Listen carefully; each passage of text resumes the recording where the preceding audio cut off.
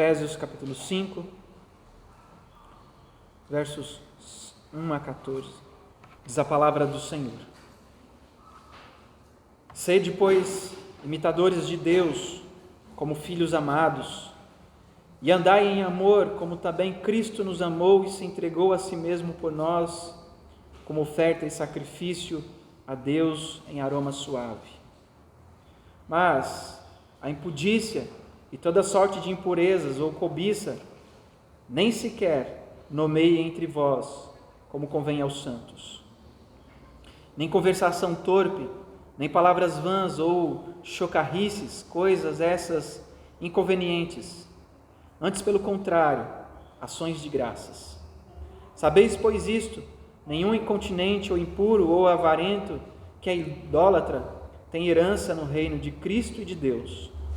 Ninguém vos engane com palavras vãs, porque por estas coisas que vem a ira de Deus sobre os filhos da desobediência. Portanto, não sejais participante com eles. Pois outrora erais trevas, porém agora sois luz no Senhor, andai como filhos da luz. Porque o fruto da luz consiste em toda bondade e justiça e verdade, provando sempre o que é agradável ao Senhor. E não sejais cúmplices nas obras infrutíferas das trevas, antes, porém, reprovai-as, porque o que eles fazem em oculto, o só referir é vergonha. Mas todas as coisas, quando reprovadas pela luz, se tornam manifestas, porque tudo que se manifesta é luz. Pelo que diz: desperta, ó tu que dormes, levanta-te dentre os mortos, e Cristo te iluminará. Queridos irmãos, nós temos meditado nesta carta que o apóstolo Paulo escreveu à igreja de Éfeso, igreja essa que nós lemos em Apocalipse capítulo 2, versos 1 a 5, sobre o zelo que essa igreja tinha, sobre o cuidado que ela tinha com a teologia, como ela buscava o Senhor, como ela reprovava os falsos crentes, as heresias e tudo mais. E nós vemos aqui então o apóstolo Paulo mostrando a estes crentes que viviam numa cidade tão difícil, crentes recém-convertidos que enfrentavam tanta idolatria, ali rejeitando e repudiando os cultos aos deuses gregos, especialmente a deusa Diana, aquela onde o povo se reunia nos templos para adorar, e ali acontecia todo tipo de ritual idólatra voltado à sexualidade. E aqui então nós vemos Paulo escrevendo a um povo que foi liberto de todas essas realidades terríveis, realidades estas que estão bem presentes nos nossos dias, que nós vemos o nosso mundo, como ele anda, e percebemos o quanto a imoralidade, a perversão, as realidades tão ofensivas a Deus têm crescido e têm se tornado algo tão comum na vida das pessoas. E nós vemos, meus irmãos, um mundo de fato em densas trevas. E diante de todas essas trevas, diante de toda essa realidade terrível que nós vemos no mundo, a grande pergunta, ou a pergunta que nós fazemos é: como que nós, crentes no Senhor Jesus, podemos nos relacionar, como que nós podemos viver, como que nós podemos atuar em um mundo que está moralmente em trevas? Como que nós podemos viver em um mundo, meus irmãos, entregue a todo tipo de perversão, de imoralidade, de idolatria, de afronta a Deus, sem nos contaminar? Então nós vemos aqui o apóstolo Paulo escrevendo neste capítulo, onde ele primeiro expõe todas essas realidades vivenciadas pelos ímpios, nos versos de 1 a 6, e após isso então ele mostra a maneira, a forma como os crentes devem viver, ou o que eles são. E aí então ele diz que nós devemos viver como luz no meio das trevas. A luz, meus irmãos, tem uma maneira de expor a escuridão. A luz traz à tona aquilo que está oculto. Esta é precisamente a verdade que Paulo fala aqui nesses versos 7 a 14. A luz tem o poder de expor aquilo que está oculto em meio às trevas. Nos capítulos 4 a 6, Paulo estabelece, meus irmãos, os padrões de conduta que Deus requer daqueles que foram lavados, remidos pelo sangue de Jesus, daqueles que chegaram à conversão, que chegaram à fé em Cristo Jesus, daqueles que foram transformados pelo Senhor, que foram resgatados do mundo da morte, do império das trevas e transportados para o reino do Filho do seu amado. Esses altos padrões, meus irmãos, definem, portanto, a conduta que o Evangelho propõe a todos nós. Efésios capítulo 2, versículos de 8 a 10, ali Paulo fala desses altos padrões que o Evangelho trouxe a nós e que nós precisamos desenvolver. Padrões estes que refletem a glória de Deus no meio da igreja, que são agradáveis a Deus, padrões esses que traz alegria ao coração daquele que nos salvou. Luz e trevas, portanto, meus irmãos, como nós vamos ver aqui, são temas bem proeminentes na epístola de Paulo, ou nas epístolas que Paulo escreve, e também nos evangelhos, como nos ensina o próprio Senhor Jesus em seus ensinos. Pedro e João também falam muito sobre essa temática de luz e trevas. Luz e trevas estão, portanto, expostos em todo o Novo Testamento, mas também estão expostos no Antigo Testamento. E mostra, meus irmãos, um contraste entre aquilo que os crentes devem viver e aquilo que o mundo vive.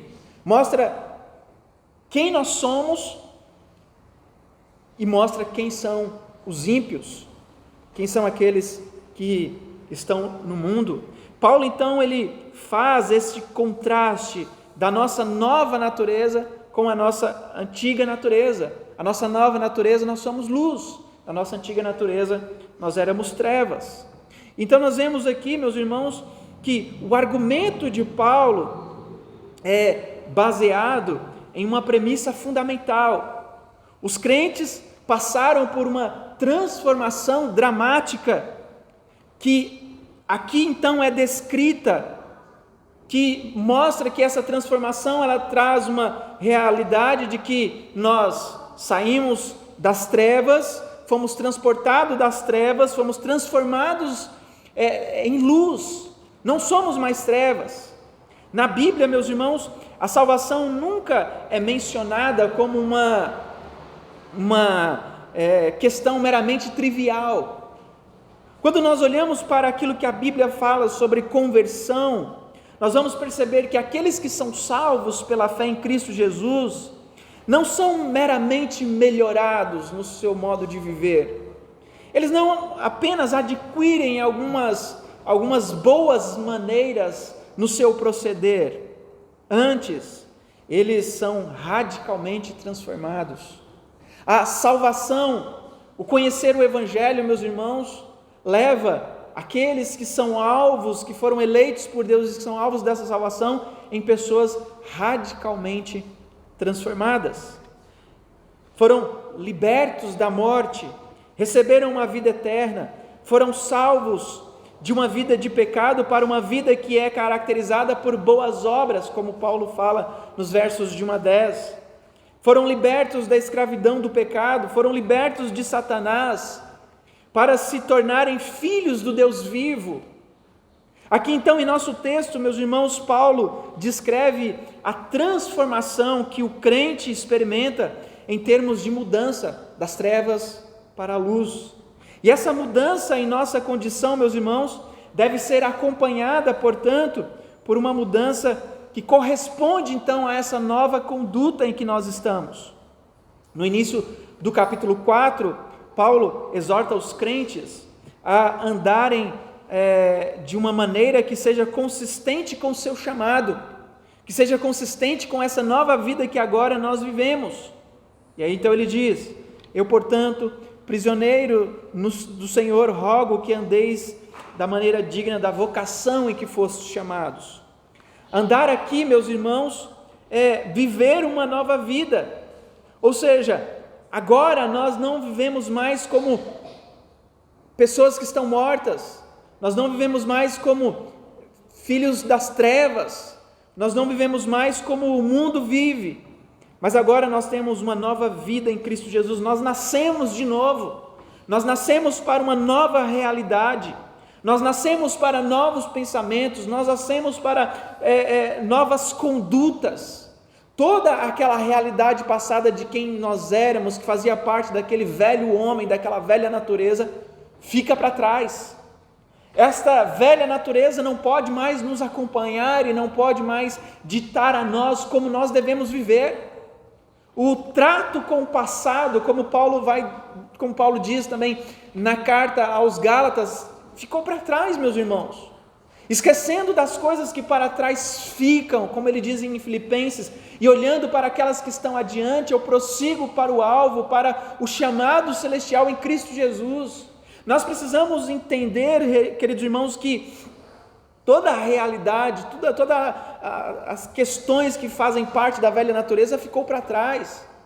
Nós não podemos deixar que o velho homem, que as velhas práticas continuem atuantes em nossas vidas, mescladas com um novo estilo de vida. Nós não entendemos que a salvação em Cristo Jesus é somente um novo estilo de vida, mas que a salvação em Cristo Jesus é uma nova vida. Nós fizemos morrer a velha natureza para vivermos então uma nova vida em Cristo Jesus. E portanto, andar aqui é viver estes padrões que estão estabelecidos por Deus sobre esta nova vida. O crente, ele deve andar de maneira que ele seja totalmente, completamente, dramaticamente diferente dos mundanos. Nós não somos mais trevas, nós não somos mais como o mundo é, mas nós somos novas criaturas. E portanto, nós somos instruídos por Paulo aqui, nos versos de 1 a 6, a andar em amor.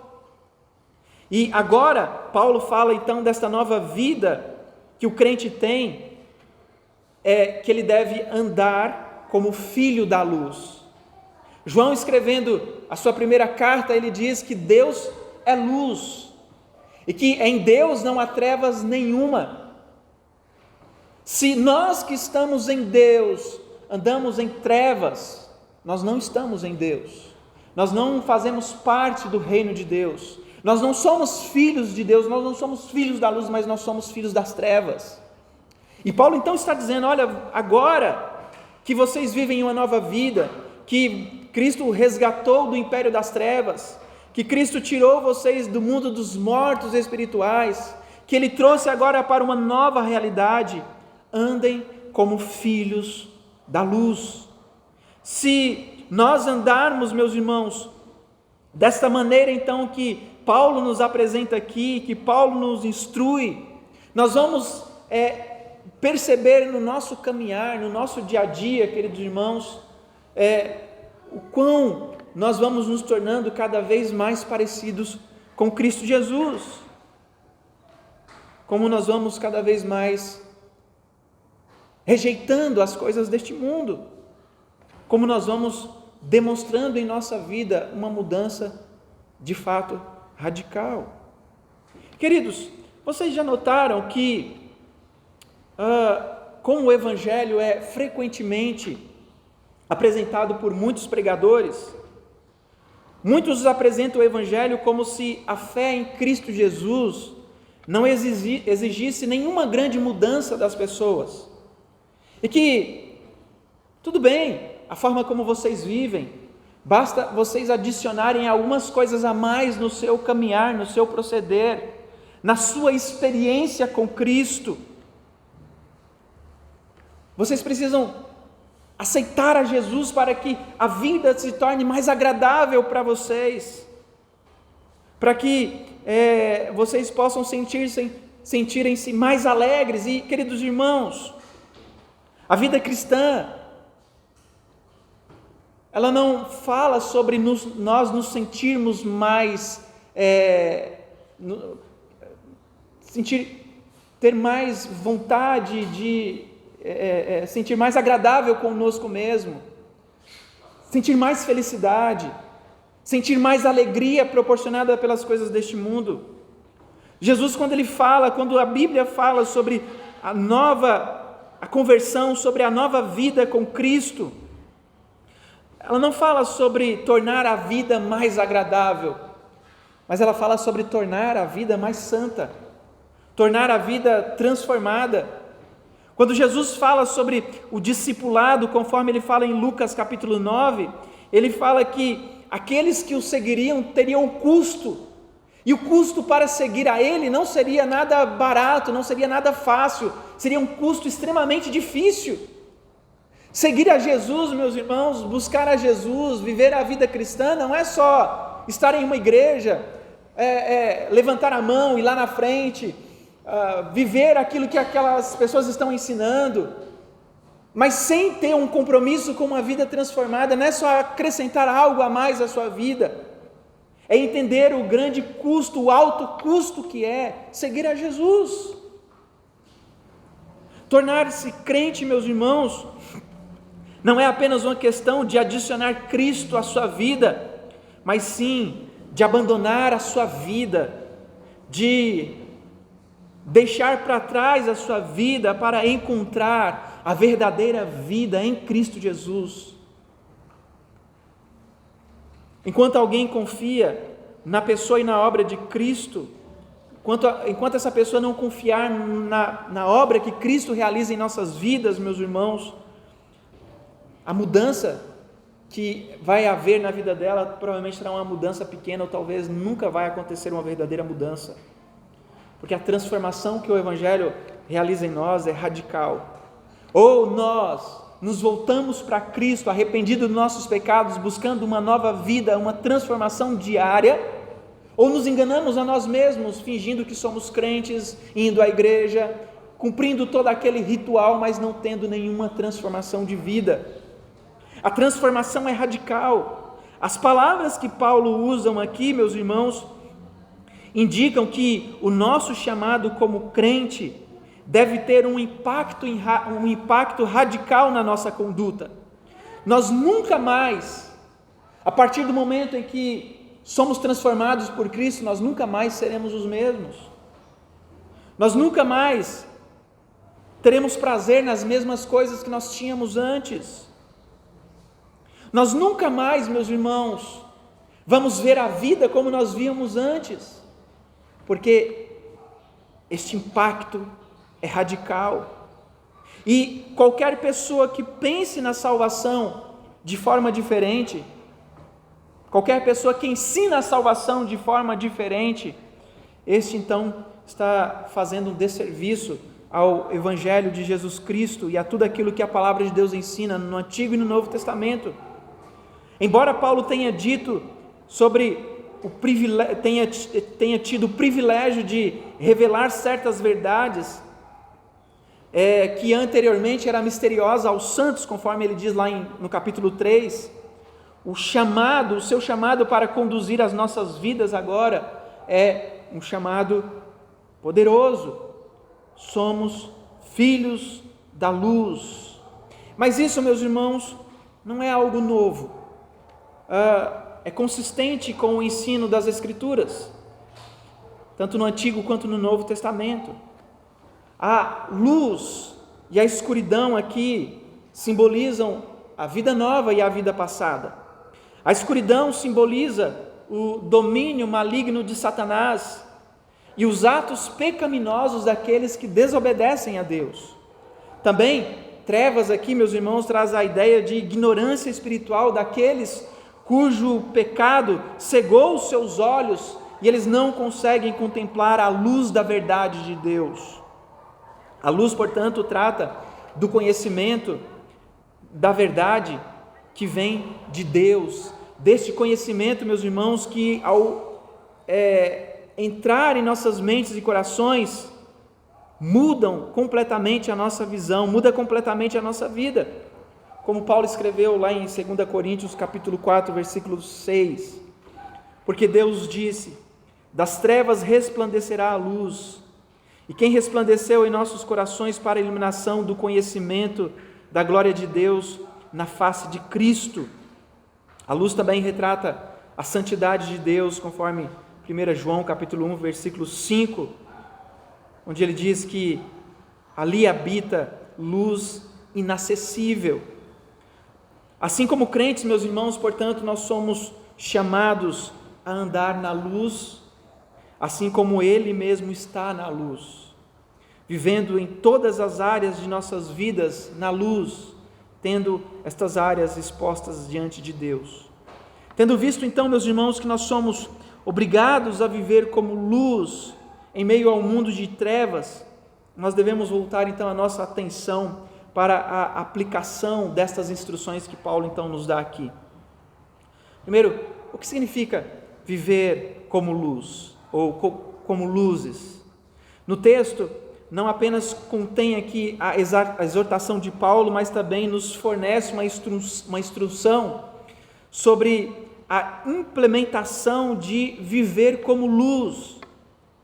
E nós podemos perceber aqui, meus irmãos, que a luz, ela traz alguns frutos, a luz apresenta alguns resultados. Viver na luz não é só viver em uma realidade, mas este viver nesta realidade leva a algumas transformações. E aí então no versículo 8, primeira parte, Paulo diz então, pois outrora erais trevas, mas agora sois luz no Senhor. Nós precisamos entender então, meus irmãos, esta verdade. Outrora éramos trevas, mas agora nós devemos ser luz no Senhor. Nós devemos ser filhos da luz. Paulo não diz que antes nós estávamos nas trevas. Ele não está falando assim, olha, antes vocês estavam nas trevas. Paulo diz que outrora éramos trevas, que a nossa vida era propriamente as trevas, mas agora nós estamos na luz, agora nós somos luz. Ser filho da luz, meus irmãos, implica que essa mudança profunda vem do poder de Deus no novo nascimento. Em um ato do seu poder criativo, o Senhor então nos torna filhos da luz. Assim como Deus criou a luz ali em Gênesis, a partir do nada, que em meio àquelas densas trevas ali no início da criação, que dominava e tomava conta de todo o abismo, todo aquele vazio, Deus então ali trouxe luz, e a luz brilhou nas trevas. Agora então, da mesma forma que o Senhor fez isso naquele tempo, trazendo luz, para que a luz brilhasse em meio às trevas, Ele agora nos transformou em luz, para que nós também pudéssemos brilhar nas trevas. Paulo diz, antes éramos trevas, éramos espiritualmente cegos, não só não víamos a glória de Deus, não só não víamos a glória e a verdade de Deus, como não tínhamos capacidade de querer a Deus, de desejar a Deus, de buscar uma vida santa diante de Deus. Não sentíamos, meus irmãos, uma necessidade de um Salvador, porque nós pensávamos que éramos bons o suficiente para ir para o céu, e não entendíamos a necessidade da santidade, da justiça de Deus em nossas vidas. Vivíamos inteiramente para nós mesmos, vivíamos inteiramente para o nosso próprio prazer, nós vivíamos como o mundo vive, evitando o pensamento sobre a eternidade, sobre aquilo que lhes aguarda depois desta vida. Mas nós tivemos um novo entendimento da palavra de Deus, Nós recebemos um novo desejo de conhecer a Deus, de conhecer a sua verdade, de buscar viver na sua presença. Agora, como filhos da luz, como aqueles que foram resgatados deste império das trevas, nós odiamos o pecado.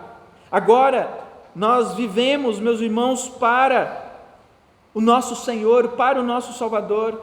Agora nós vivemos em obediência à sua palavra. Agora nós vivemos desejosos da presença de Deus. Nós vivemos agora, meus irmãos, para a glória de Deus, entendendo quem Deus é, entendendo quem nós somos, entendendo a grandeza de Deus, entendendo a nossa pequenez, entendendo o quanto nós somos pecadores e o quanto nós carecemos da graça de Deus em nossas vidas. Agora nós andamos em luz, ou na luz, ao invés de andar nas trevas, porque Deus nos fez luz no Senhor Jesus. Essa é a nossa realidade. Sendo então filhos da luz, meus irmãos, nós devemos andar como tais, em um mundo obscurecido por densas trevas.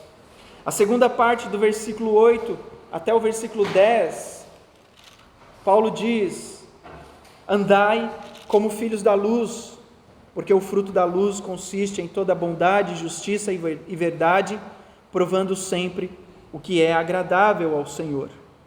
Meus irmãos, porque nós somos filhos da luz, nós agora precisamos viver não nas trevas, mas de tal forma, ou da forma como nós agora somos. Paulo diz: vocês agora são luz, vocês agora não são mais trevas, e porque vocês são luz, deve ser exposto, visível na vida de vocês, algumas realidades que fazem parte desta nova vida, de como nós devemos viver agora. E então ele coloca aqui alguns pontos, ele coloca aqui no mínimo 4 realidades que nós devemos entender, que os filhos da luz praticam, que são os frutos da luz. E ele diz: porque o fruto da luz consiste em bondade, justiça e verdade. Estas são as realidades, meus irmãos, concernentes à luz, a maneira como nós devemos viver, a forma como deve ser o nosso proceder. E ele diz então, primeira coisa aqui, que o fruto da luz é bondade. Bondade, meus irmãos, aqui é aquela predisposição para fazer o que é saudável, o que é útil, o que é benéfico. A gente precisa entender que aqui Paulo está traçando um contraste com aquilo que ele disse nos versos de 1 a 6. E nos versos de 1 a 6 ele apresenta toda a realidade que o mundo, que os ímpios, que aqueles que estão em trevas vivem. Eles vivem em orgias, eles vivem em chocarrices, eles vivem em imoralidade sexual, eles falam todo tipo de depravação, de todo tipo de palavra torpe. A palavra deles, meus irmãos, é tomada por imoralidade. Não há bondade, não há vida, não há santidade, não há nada que seja prazeroso e agradável a Deus, àqueles que vivem no mundo. Mas os filhos da luz, estes então, eles devem ter como fruto da luz a bondade, ou seja, uma predisposição para fazer aquilo que é saudável, aquilo que é útil, aquilo que é benéfico. Bondade, meus irmãos, é um dos atributos de Deus. Deus é um ser bom, Deus é bondade, santidade, justiça. A bondade faz parte desses atributos de quem Deus é.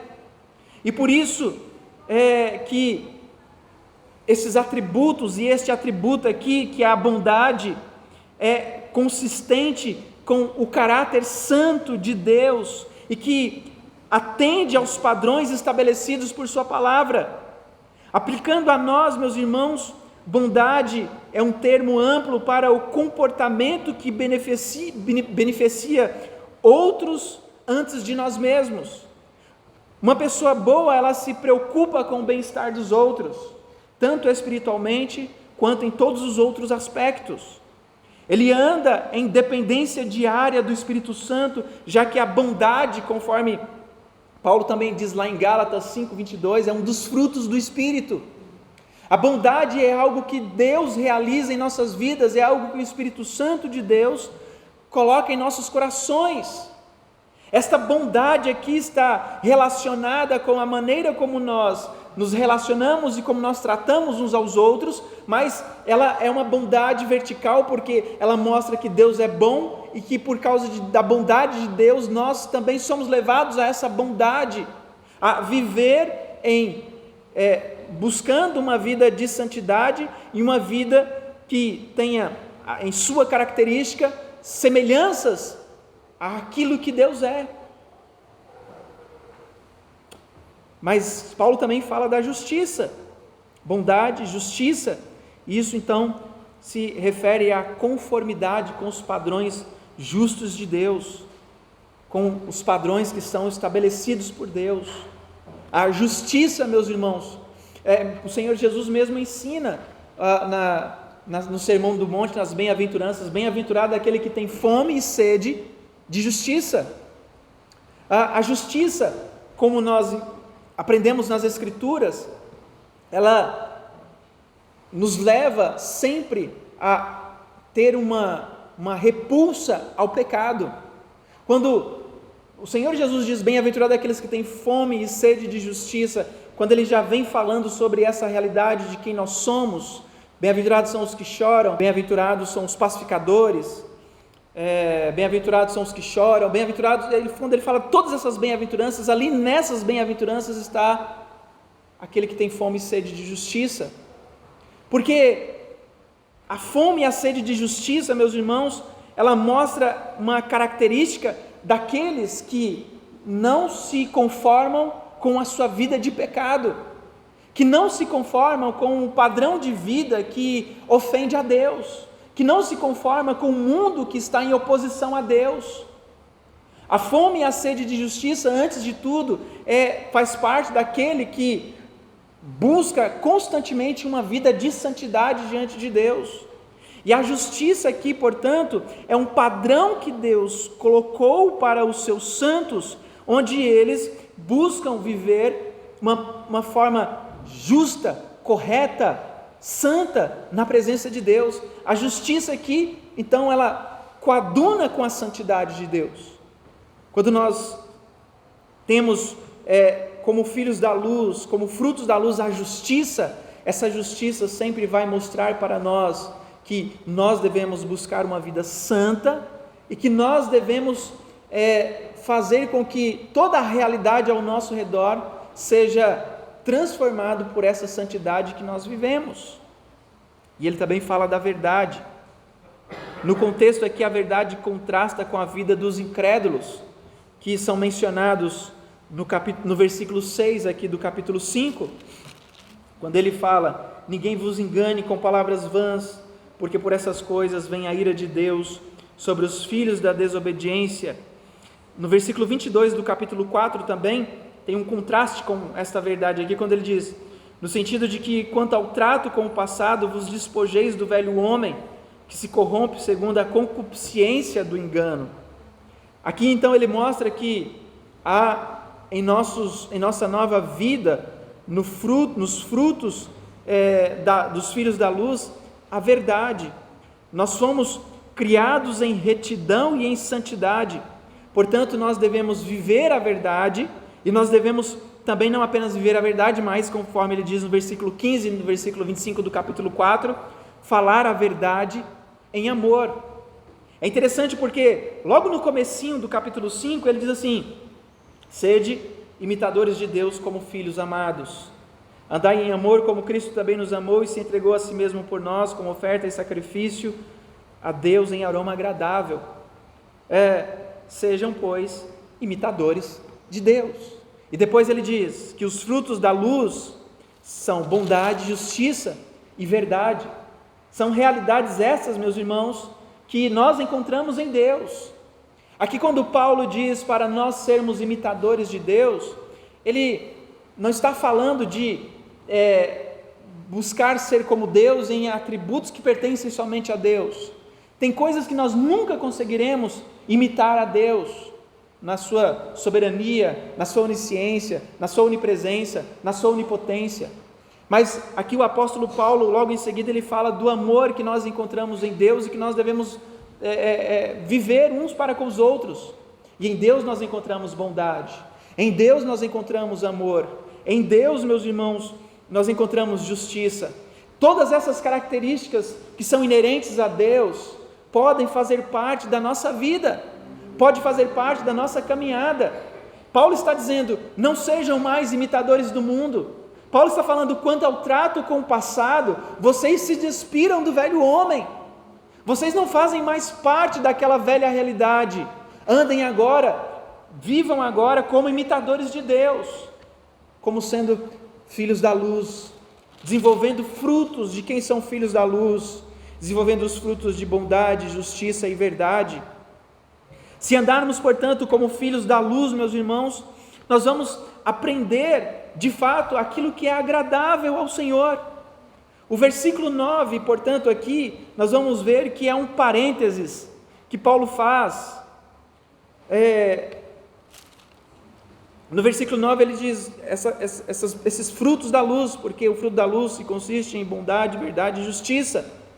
E o versículo 10, então, é como se Paulo retomasse, fechasse esse parênteses e voltasse àquilo que ele começou no versículo 8, que ele vai resumir o que significa andar como filhos da luz, ou seja, que provamos por nossa própria experiência o que é agradável ao Senhor, tentando aprender,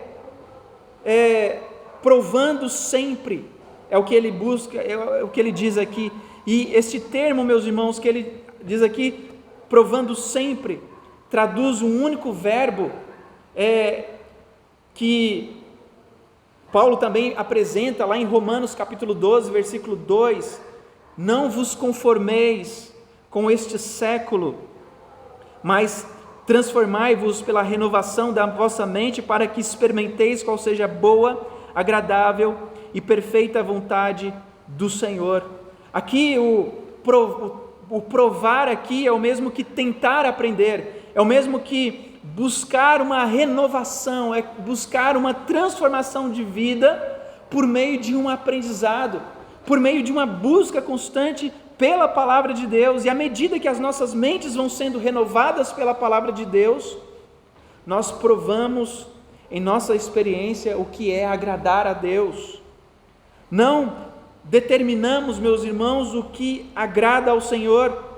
Nós não podemos entender que agradamos ao Senhor por nossos próprios sentimentos, por nossos próprios princípios, por nossos próprios métodos, por nossos próprios meios. Mas Paulo está dizendo aqui bem claramente que nós agradamos ao Senhor a partir de uma busca, a partir de um esforço, esforçando-se sempre, provando sempre o que é agradável ao Senhor. Não é algo que acontece instantaneamente. Agradar a Deus, meus irmãos, é algo que exige de nós aprendizado, que requer de nós uma busca constante. E à medida que as nossas mentes então vão sendo renovadas pela palavra de Deus, nós vamos provando em nossa experiência o que agrada a Deus. Nós aprendemos o que agrada a Deus por meio do crescimento e do entendimento da sua palavra. Viver para agradar a Deus é uma diferença fundamental entre o crente e o não crente. O crente, ele vive constantemente para isso. Nós precisamos entender que a nossa busca constante é para agradar a Deus. Em tudo que nós fazemos, nós precisamos agradar a Deus. Na nossa caminhada, no nosso trabalho, na nossa vida diária, nos nossos relacionamentos, naquilo que nós falamos, naquilo que nós pensamos, naquilo que nós ouvimos, tudo deve ser uma busca que nos leve a agradar a Deus. E conforme nós vamos aprendendo a palavra de Deus e vamos tendo um relacionamento, uma vida de santidade com Ele, nós vamos buscando e tendo mais condições e forças de agradá-lo em nosso viver, em nossa caminhada. Mas não pense nós, meus irmãos, que nós vamos passar a agradar a Deus a partir de pensamentos positivos, a partir de um esforço próprio que vem de nós mesmos em não viver as coisas deste mundo, nós nunca vamos, por nossa própria força, por nossos próprios métodos, da nossa própria maneira, agradar a Deus, porque agradar a Deus requer de nós uma busca constante por sua palavra. Se nós não buscamos a sua palavra, se nós não lemos a Bíblia, se nós não frequentamos os cultos, se nós não aprendemos na escola dominical, se nós não aprendemos nos estudos, se nós não lemos a Bíblia em casa, como é que nós vamos aprender a agradar a Deus? Como é que você vai entender a vontade de Deus para a sua vida? Como é que você vai ser fortalecido na presença do Senhor? Como é que você vai abandonar os pecados? Como é que nós vamos enfrentar as lutas deste mundo, se aquilo que é mais importante para nós, nós deixamos de lado e buscamos por nossa própria força, por nossos próprios métodos, fazer aquilo que é impossível fazermos? Sem a palavra de Deus, meus irmãos, nós não podemos nada. E por isso Paulo então está falando, olha, esforcem-se, provem, não conformeis, como ele diz no versículo 2 de Romanos 12, não vos conformeis com este mundo, mas transformais pela renovação da vossa mente, para que experimenteis qual seja a boa, agradável e perfeita vontade de Deus. Como que nós vamos ser transformados pela renovação da mente, sem uma busca constante daquilo que agrada a Deus e sem uma busca constante da sua palavra? Viver para agradar ao Senhor, meus irmãos, portanto, é uma característica dos crentes. Um descrente, ele pode ser um bom homem, ele pode ser até mesmo um sujeito correto em todo o seu proceder, mas ele é apenas exteriormente correto, ele é apenas exteriormente justo, ele é apenas exteriormente bom, internamente, espiritualmente, interiormente, ele é mau. Ele está em conflito com Deus, ele está em desacordo com Deus. Ele pode até ser verdadeiro, mas às vezes tudo aquilo que ele faz é por motivos egoístas, para obter o seu respeito próprio, para ser bem aceito por todos aqueles que o cercam. Mas viver como filhos da luz, meus irmãos, é algo transformador. É algo que o Senhor coloca em nossos corações, aquilo que o Senhor coloca em nossas vidas. E viver como filhos da luz também pode ser descrito como aprender aquilo que é agradável ao Senhor. Olha o que ele diz no versículo 7, provando sempre o que é agradável ao Senhor. No versículo 10, aquilo que é agradável ao Senhor. Os filhos da luz desejam viver, portanto, meus irmãos, evitando pensamentos, ações, realidades que são concernentes às trevas. Nós somos aqueles que Deus libertou das trevas para viver na luz. Como filhos da luz também, meus irmãos, nós podemos entender que nós temos o papel de expor as obras das trevas neste mundo caído. Olha só o que ele diz nos versículos 7, 11 e 11 a 14. No versículo 7 ele diz: portanto, não sejais participante com eles. De quem ele está falando? Dos ímpios, daquilo que ele falou nos versos de 1 a 6. Não sejais cúmplices nas obras infrutíferas. Versículo 11. Não sejais cúmplices nas obras infrutíferas das trevas. Antes, porém, reprovai-as, porque o que eles fazem em oculto, o só referir é vergonha. Mas todas as coisas, quando reprovadas pela luz, se tornam manifestas, porque tudo que se manifesta é luz. Pelo que diz: desperta, ó tu que dormes, levanta-te dentre os mortos e Cristo te iluminará. Queridos irmãos, o versículo 7 então diz: não sejais como os ímpios, participantes com eles das trevas, porque eles estão debaixo da ira de Deus, eles são filhos da ira de Deus. Não participem com eles destas mesmas coisas. Não, lá em 2 Coríntios, meus irmãos, capítulo 6, versículos 14 a 18, Paulo escreve assim: Não vos ponhais em jugo desigual com os incrédulos, porque que sociedade pode haver entre justiça e iniquidade? Ou que comunhão pode haver entre luz e trevas? Que harmonia entre Cristo e o maligno? Ou que união do crente com o incrédulo? Que ligação há entre o santuário de Deus e os ídolos? Porque somos santuários do Deus vivo, como Ele próprio disse: habitarei e andarei entre eles, serei o seu Deus e eles serão o meu povo. Por isso, retirai-vos do meio deles, separai-vos, diz o Senhor, não toqueis em coisas impuras, ou eu vos receberei. Serei o vosso pai, e vós sereis para mim filhos e filhas, diz o Todo-Poderoso. Então aqui em Efésios capítulo 5, versos de 1 a 12, Paulo acrescenta: não participem com eles, não participem das obras infrutíferas das trevas, mas ao invés disso, repreenda-os, porque é vergonhoso para eles até o falar as coisas que eles fazem em oculto. Meus irmãos, hoje em dia nós vivemos em um mundo digital, em que nós estamos a todo tempo recebendo todo tipo de notícias. Não sei se você gosta de ver novela, ou se gosta de ver, de ler sobre os artistas, sejam eles das telenovelas, sejam eles dos filmes de Hollywood, sejam eles quem forem. Mas existem muitas pessoas que gostam de saber da vida dos outros, que gostam de saber da vida dos artistas, né? Daqueles que, para muitos, são influenciadores. O grande problema, meus irmãos, o que só mencionar sobre essas pessoas, daquilo que eles fazem em oculto, é vergonha. O só mencionar a vida desregrada destas pessoas é vergonha. E nós, como crentes em Cristo Jesus, não deveríamos buscar saber nada sobre a vida dessas pessoas. Não deveríamos buscar informações sobre as fofocas sobre os artistas. Tem programas na televisão que são somente dedicados a isso. Fulano que ficou com Beltrano, fulano que abandonou outro, fulano que traiu não sei quem, e as pessoas vão se alimentando dessas informações e dessas notícias. Notícias essas que são terríveis, que só mencionar sobre elas já traz vergonha.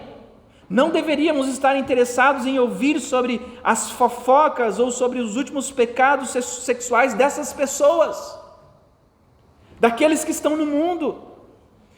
Aqui então, meus irmãos, Paulo está dizendo que o crente, aquele que está em Cristo Jesus, o seu proceder, a sua vida, são reprovadas. A vida dos ímpios é reprovada pela luz, por aqueles que estão em Cristo Jesus.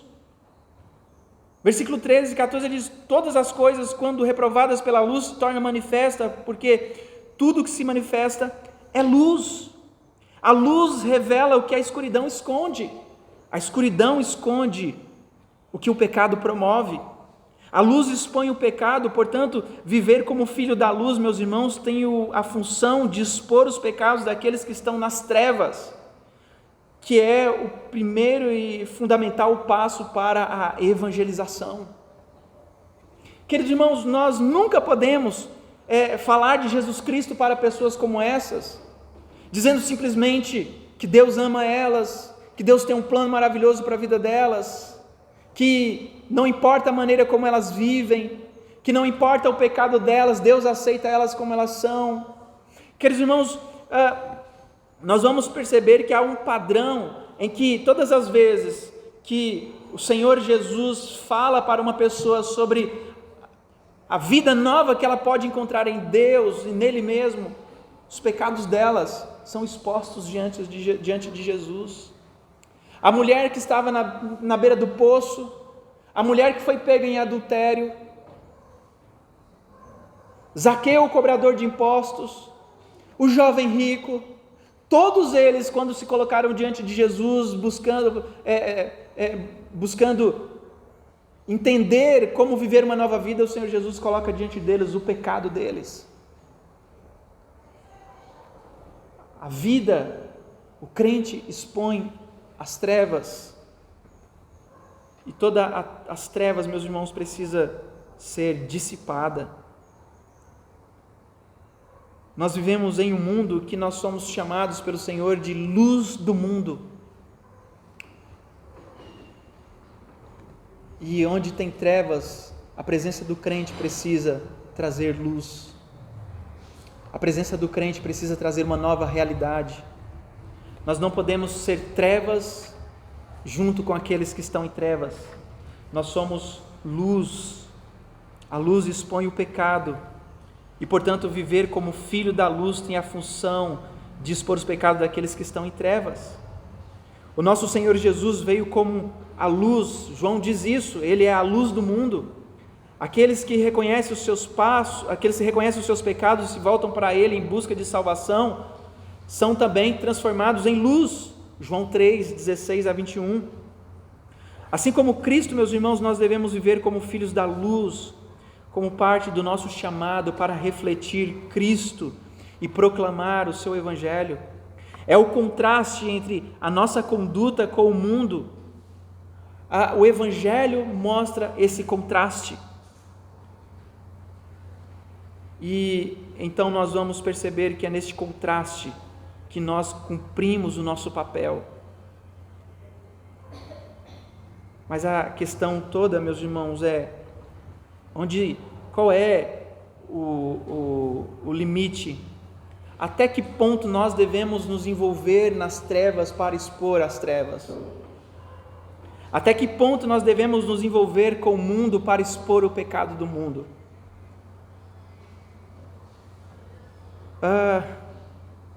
Nós precisamos entender onde que podemos traçar uma linha de separação. O Senhor Jesus, quando Ele ora a sua oração sacerdotal em João 17, Ele diz assim: Pai, eu não peço que os tire do mundo.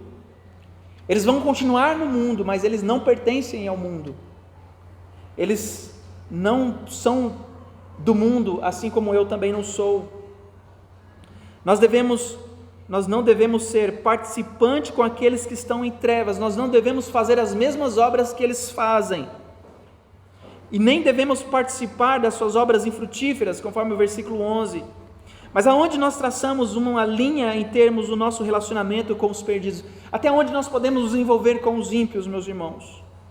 Os fariseus nos dias de nosso Senhor Jesus, eles traçaram uma linha de forma muito conservadora, onde eles viviam de forma hipócrita, em um nível onde eles não se associavam com os pecadores, onde eles não tinham qualquer contato com os pecadores, eles consideravam aqueles como ímpios. Eles estavam errados, porque Cristo, quando veio, Ele sentou com os pecadores, Ele comeu com os pecadores, Ele se relacionou com os pecadores, mas nós devemos entender, meus irmãos, onde é que nós podemos fazer isso? Porque não dá para vivermos neste mundo somente nos relacionando com crentes. Não dá para viver neste mundo somente fazendo negócio com crentes, e às vezes é mais difícil fazer negócio com crentes do que com não crente. Não dá para viver neste mundo, meus irmãos, tendo amizade somente com crentes, mas nós precisamos entender que nós temos um papel fundamental. Nós não podemos fazer, por exemplo, como muitas igrejas fazem, em épocas de carnaval, dizendo assim: nós vamos para as festas de carnavais evangelizar as pessoas. Nós não podemos fazer isso. Isso é loucura. Isso é se expor à completa depravação. Mas nós podemos, com as nossas amizades, com as pessoas com quem nós conhecemos, com as pessoas com quem nós nos relacionamos, fazer como Cristo fez. Pregar o Evangelho a essas pessoas, ser aquele fator fundamental na vida dessas pessoas. Nós precisamos entender, meus irmãos, que Deus nos coloca na vida de pessoas não crentes com uma missão importante, e a nossa missão não é ser como eles são, mas a nossa missão é transformar a vida deles através da luz que nós somos. Se nós somos luz, nós precisamos dissipar as trevas. E nós precisamos nos lembrar quem são os nossos amigos não crentes, quem são aquelas pessoas com quem nós temos afinidade e que precisam drasticamente, profundamente conhecer acerca de Jesus Cristo. Precisa ser transformado pela luz. Nós não podemos rejeitá-los dizendo: olha, porque você não é crente, eu não tenho nenhum vínculo com você. Mas nós precisamos entender, a minha amizade com você, ela me leva a querer o melhor para você, e o melhor para você é a nova vida em Cristo Jesus. Nós não podemos ser como os fariseus, nós não podemos ser como algumas denominações que tem por aí que não se misturam, mas nós precisamos entender que nós temos um papel neste mundo, e o papel que nós temos neste mundo é de ser luz, é de ser sal. Ao lermos o livro de Atos, meus irmãos, nós vamos ver que a igreja cresceu. Vocês já perceberam como que a igreja cresceu ali no início, Atos 2, quando a partir da vida que eles viviam, eles tinham a simpatia de todos. Ou seja, é bem provável que os ímpios estavam olhando, vendo, e ali alguns se relacionavam com aquelas pessoas. Se relacionar com pecadores é uma coisa, aceitar o pecado delas é outra. Jesus Cristo, todas as vezes que ele se relacionava com aquelas pessoas, ele dizia: não peques mais, mude a sua vida, vai e faça isso. E ele sempre tinha um papel fundamental na vida daquelas pessoas. Portanto, há um limite que nós precisamos traçar. Até que ponto nós podemos nos envolver? Até que ponto, qual é o que nós devemos fazer? Quem nós devemos ser para essas pessoas? Nós precisamos entender que, para os ímpios, nós somos as pessoas mais importantes na vida deles, porque nós temos a única mensagem de vida eterna que pode livrá-los da condenação e da ira eterna. A pessoa mais importante na vida de um amigo ou uma amiga que você tem, que não conhece a Cristo, é você. Não porque você imita a Ele, não porque você concorda com o pecado dele, mas porque você tem a mensagem que pode transformar a sua vida. E Paulo então diz no versículo 14, porque ele diz: desperta, ó tu que dormes, levanta-te dentre os mortos, e Cristo te iluminará. Provavelmente aqui, meus irmãos, nós temos uma citação de Isaías capítulo 60, versículo 1, que Paulo apresenta aqui, mostrando que esta realidade que o Senhor Jesus requer de nós, de vivermos como luz, ela se encontra em toda a Bíblia. Paulo aqui cita este versículo 14, citando Isaías 61, mostrando como exemplo as diretrizes que ele acabou de ensinar. Isso retrata, meus irmãos, a exposição de um descrente à luz da salvação. A luz da salvação, quando os crentes estão ali, meus irmãos, diante dos ímpios, desperta, ó tu que dormes. O papel fundamental de um crente na vida de um descrente é levá-lo a sair do mundo dos mortos para ser iluminado por Cristo. Este é o papel, este é o chamado que nós temos. A luz não apenas revela o pecado, mas a luz também dissipa as trevas, a luz dissipa a escuridão.